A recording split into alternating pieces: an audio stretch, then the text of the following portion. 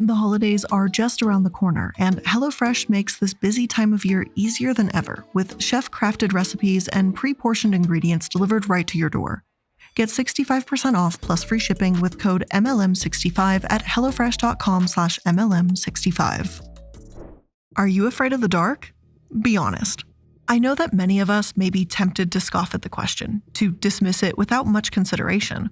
I mean, I get it. We're not kids anymore. At least most of us anyway. Grown adults aren't scared of silly things like that. But I bet if you really think about it, even as an adult, you've been creeped out just a little bit by the dark. Admit it, you may have seen shadowy figures looming in the corner of your room or at the foot of your bed after you turn out the lights. In fact, you may be recalling a specific moment right now. We've all had to walk down streets or hallways that were shrouded in darkness and climb claustrophobic stairwells with corners that we couldn't see around. In these scenarios, we feel the threat of darkness as if it were evil itself.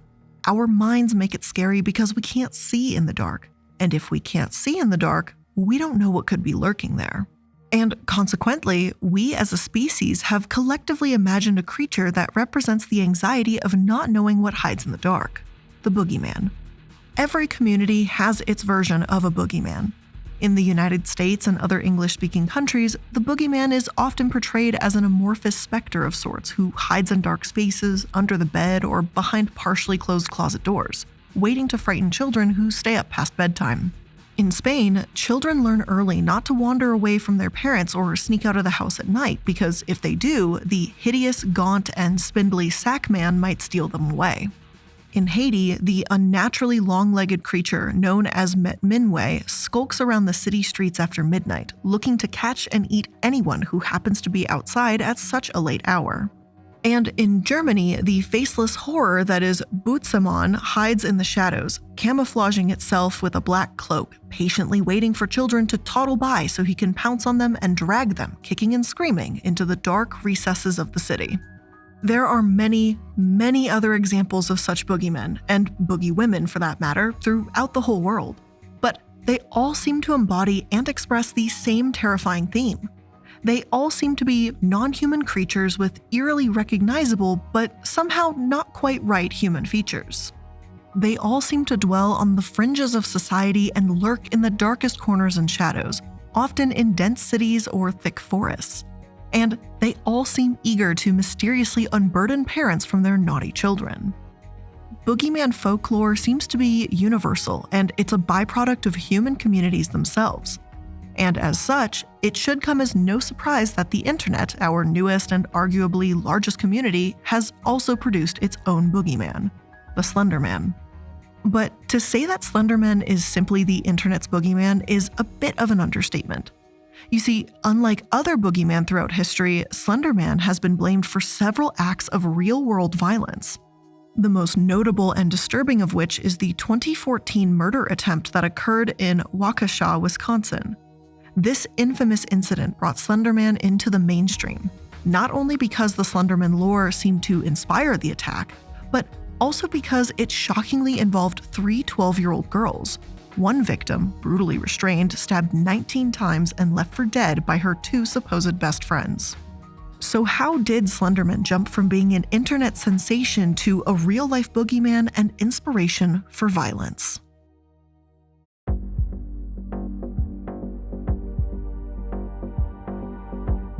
Hello and welcome to the Halloween special episode of Multi-Level Mondays. I'm the iilluminaughtii, and today we're going to discuss the Slenderman lore and take a close look to see if we can actually make sense of why it seems to inspire attempted murder. Although Slenderman is obviously not an MLM, nor is it part of an MLM, we're going to actually talk about the occult nature of an internet phenomenon, and it only felt appropriate for a Halloween episode. Because truthfully, reality can be more terrifying than fiction. Now, it's important to keep in mind that there have been multiple violent incidents surrounding Slenderman, and it's important to examine those closely. For today's episode, we're going to primarily focus on the Waukesha incident and examine the others as context for better understanding as to what might be actually going on here. Chances are, unless you've been living without an internet connection for the past decade or so, you've probably heard of the Slenderman. Slenderman is, according to Know Your Meme, a mythical creature often depicted as a tall, thin figure wearing a black suit and a blank face who can stretch and shorten his arms at will and has tentacle-like appendages protruding from his back. And yes, I am aware that Know Your Meme isn't exactly a usual source, but it's Slenderman. And honestly, that's a pretty clear and concise description of the now iconic Slenderman character. But while that imagery is fairly simple, it's also quite striking and upsetting. From this description, we get a sense that Slenderman is a towering figure. We also know that Slenderman's face is blank, which is a description that can be absolutely terrifying for a human-like figure, but also simultaneously so vague and open to interpretation that your mind starts to panic as it tries to make sense of things.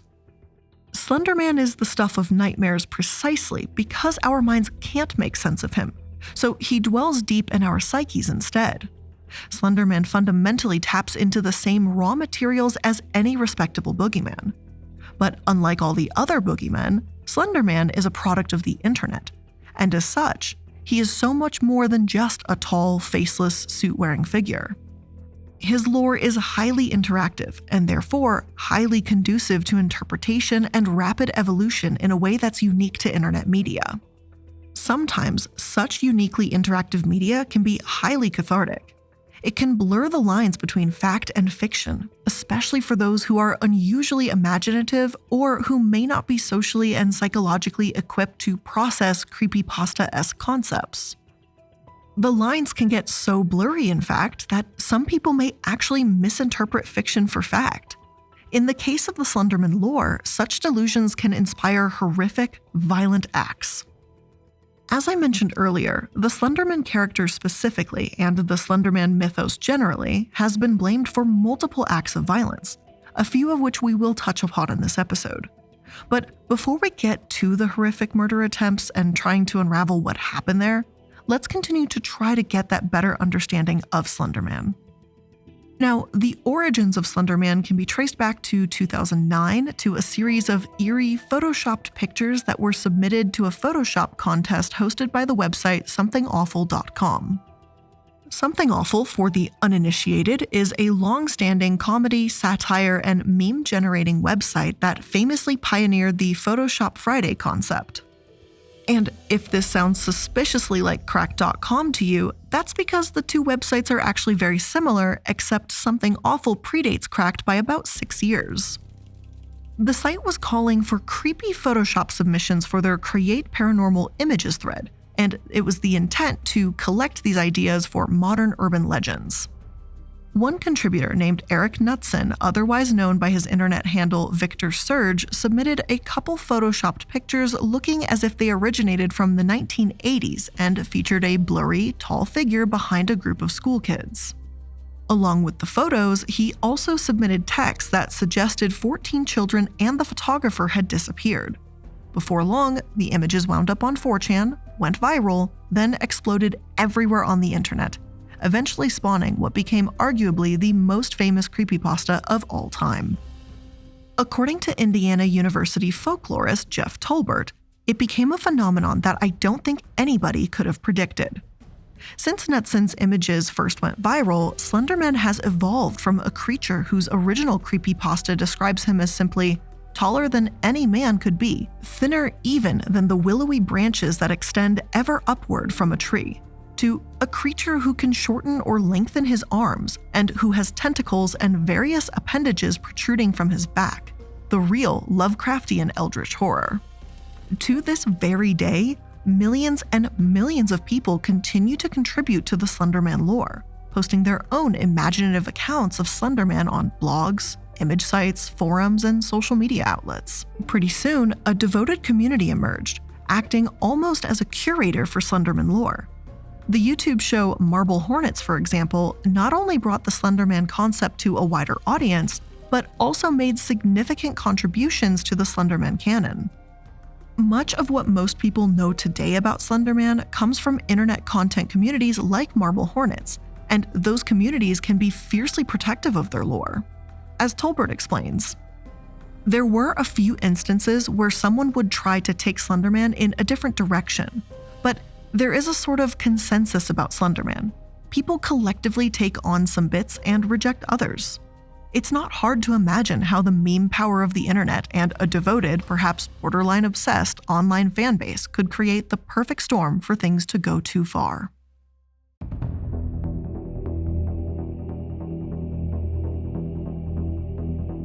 Before we begin to talk about the Slenderman stabbing crime that took place, I want to note here that the only purpose of this section is to try and better understand why this happened. And this is a small attempt to examine the role that the supposed Slenderman may have played in it. With that being said, let's continue. 3 young teens, Morgan Geyser, Anissa Weier, and Peyton Leitner, all lived together in Waukesha, Wisconsin. Morgan especially spent a lot of time immersing herself in creepypastas. Creepypasta, for those who may not know, is basically a catch-all term for internet horror content derived from copypasta, which is used to describe content on the internet spread via copy and pasting text throughout. But unlike the genre of horror seen in literature and film, creepypastas incorporate methods of communication unique to the internet, such as blogs, forums, photographs, and social media sites, to cultivate an immersive horror experience. Although Morgan really seemed to find community and solace in this part of the internet, Peyton was a bit disturbed by it. "I thought it was odd. It kind of frightened me a little bit," Peyton said. "But I went along with it. I was supportive because I thought that's what she liked." Morgan soon became infatuated with the stories, images, and the burgeoning mythology of Slenderman. Their devotion to the mythology was so strong, in fact, that it started to bleed into reality. Slenderman was quickly becoming more real to the girls than reality itself. And again, Peyton was scared of how obsessed her friends were with Slenderman. She even considered ending her friendship with Morgan altogether, but she was an empathetic kid and she didn't want to hurt her feelings. Peyton had been close to her even before Anissa came along. She knew that Morgan wasn't all that popular and believed that everyone deserved at least one friend. Once Anissa entered the picture, she too took to the creepypastas and internet folklore. Peyton said that the two of them were a toxic combination, each of them seemingly feeding off of the other. Still, they were her friends, and so she joined them for Morgan's birthday party and sleepover. There was no way she could have known that her so-called friends intended on sacrificing her. Initially, Morgan and Anissa planned on killing Peyton in her sleep. They planned out the murder far in advance, but soon abandoned the idea because, as the pair later claimed, they just didn't have the energy. A new plan was formed to attack her in a park restroom thanks to the convenient aid of a drain, but that fell through as well. The reason to bring up these failed ideas or attempts to murder Peyton is to show that these two had every chance to stop, to think about what they were doing. But every time they chose to continue on with a new variation of the plot to murder their friend. Ultimately, Morgan suggested that they all played hide and seek as a means of distracting Peyton. The sick game resulted in Morgan stabbing Peyton 19 times. Even more disturbing is that Morgan toyed with Peyton, telling her to stay quiet and still, assuring her that she was going to get help when that was not even remotely close to the reality. Peyton was left alone for 4 hours before a bicyclist was fortunate enough to discover her. Peyton needed extensive surgery, and doctors were amazed that she had survived in the first place. One of the operators recalling that day stated, quote, "If the knife had gone the width of a human hair further, she wouldn't have lived." Peyton is a survivor, and the crime against her was truly and utterly senseless. Morgan and Anissa were supposed to be her friends. She trusted them, and yet they showed absolutely no remorse for their actions. Both girls thought Slenderman was real, and they needed to kill Peyton in order to appease him somehow. Otherwise, their families would be killed. From the outside looking in, it seems incredibly nonsensical. Why were these young girls so determined to hurt Peyton and so firm in their beliefs? Some have blamed unmonitored internet usage, mental illness, or the loyal, intense bond between Morgan and Anissa. Whatever the reason may be, it can't possibly take away Peyton's suffering and her hurt. Thankfully, she is alive, and she even found the strength to testify against Morgan and Anissa in court. In a 2019 interview with ABC News, Peyton said, quote, "I've come to accept all the scars I have. It's just a part of me. I don't think much of them. They will probably go away and fade eventually." According to that same interview, she now sleeps with a pair of broken scissors under her pillow, just in case. I'm going to take a moment to put today's sponsors here. Truthfully, there is no really good place to put them in this episode, so I'm going to use this as a breathing space. We did just hear some really, really terrifying and horrific details. So use this as a moment to just sit and think for a moment to reconsider if you want to continue going forward in today's episode. It's your call. But with that being said, here are today's sponsors. The most wonderful time of the year is also the most hectic time of the year. Everyone puts off shopping until the last minute. And if you have an online store, you know the feeling of getting hit with a ton of orders at once and maybe even feeling a little bit panicked about what to do. But when you're buried in orders and emails from stressed customers this holiday season, you'll sure as hell wish you had ShipStation. And ShipStation works with all of your favorite places to sell online, including Amazon, Etsy, eBay, Shopify, and more. You can manage every order from one simple dashboard, automate routine shipping tasks, ship printing labels, and easily compare rates and delivery times to optimize every shipment every time. And when I'm saying this is super easy, I'm saying it is super easy.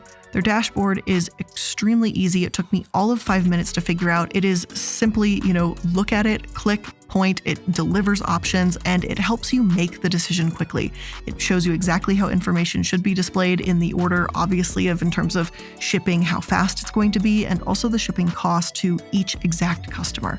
It is super easy to compare and contrast what you need versus what you don't need. And many other amazing stores also use ShipStation already, including Chubby's, Conscious Box, Saddleback Leather, Daily Look, Latched Mama, and Passion Planner. So this holiday season, give yourself the gift of stress-free holiday shipping. Use promo code MLM today at ShipStation.com to sign up for your free 60-day trial. That's ShipStation.com, use promo code MLM. If you're like me, there's a foreign language that you regret not learning in school. It's never too late, though, if you want to start with Babbel. Babbel is the language learning app that sold more than 10 million subscriptions. Thanks to Babbel's addictively fun and easy bite-sized language lessons, you can finally cross learning that new language off your list. And although I was using Babbel to learn Italian for a little bit and really just kind of refresh myself with the language since I used to speak it decently well, I wouldn't say fluently, but conversationally, I decided that I should take a different route with Babbel. And I've decided to start learning French, or at least trying to understand French, since, as many of you know, I am absolutely terrible at my French pronunciations. What's really great about Babbel is you only need about 10 minutes to complete a lesson, so you can start having real-life conversations in a new language in as little as 3 weeks. And their teaching method has been scientifically proven to be effective. You can choose from 14 different languages, including French and Italian, obviously, but you can also choose something like Spanish and German too. There are so many ways to learn with Babbel. In addition to the lessons, you can access podcasts, games, videos, stories, and even live classes. Plus, it all comes with a 20-day money-back guarantee. So right now, you can get up to 55% off your subscription when you go to babbel.com/MLM. That's babbel.com/MLM.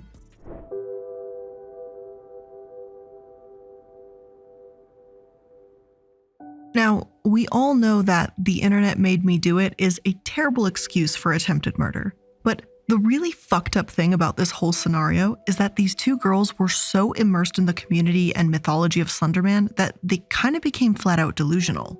What's even worse is that according to police testimony, these girls were behaving like they were fulfilling some kind of grandiose prophetic scheme, even speaking as if they were characters exchanging dialogue in some sort of literary supernatural horror story. As detectives had earlier described it, both Anissa and Morgan were calm and aloof. Morgan in particular, after being interrogated for hours at a police station, her shirt saturated with Peyton's blood, might I add, acted bored and apathetic, completely unaffected by what she had just done. There's a fairly infamous Nightline episode which shows interrogation footage that makes the girls seem incredibly out of touch. Their careful and deliberate responses to police questioning sounds like an improvised audition for American Horror Story. During the interrogation, they continually refer to Peyton as Bella and insist that she had to die.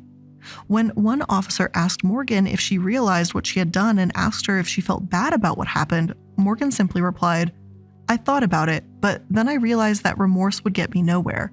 It's better to live without regrets." As the interrogation went on, police learned that Morgan was clearly the ringleader. And not only that, but this whole attack was super premeditated. Morgan had planned the attack for 6 months. When they searched her home and her affects, they discovered that she had done thousands of internet searches for things like how to get away with murder. What kind of insane am I? And they found loads and loads of creepy Slenderman drawings and other devotional media.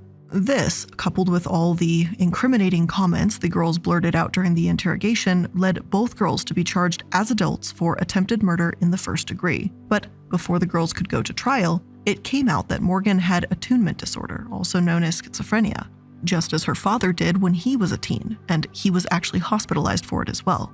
This revelation is significant because various studies have shown that people with this disorder may be more prone to violent crimes. This can largely depend on their diagnosis and treatment, and results change depending on how different studies were conducted. But the connections between violence and Morgan's psychosis were established, which allowed her to enter a plea of not guilty by reason of incompetence because of her mental illness. A very lengthy psychological examination ensued, which delayed the trial for a few months until the judge ultimately determined that the girls could, in fact, comprehend the terms of being charged and were therefore competent to stand trial.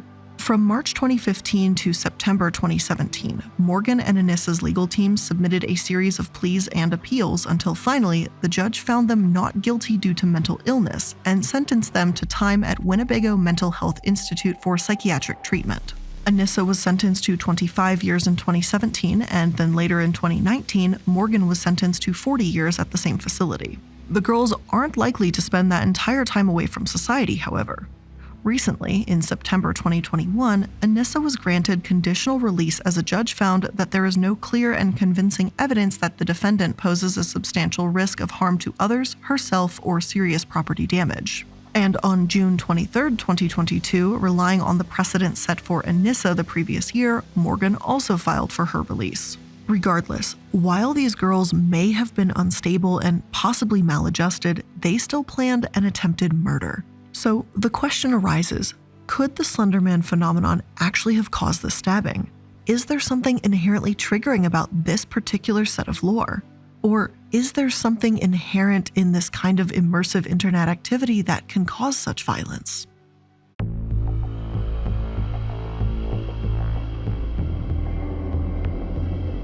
Well, as I alluded to earlier, this disturbing stabbing isn't the only violent act that's been blamed on Slenderman lore.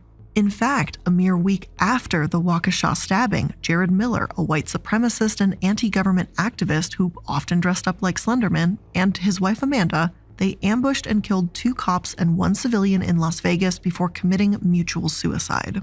While Slenderman is probably not directly responsible for this one either, it's just interesting that he chose to commit such heinous actions wearing a Party City morph suit.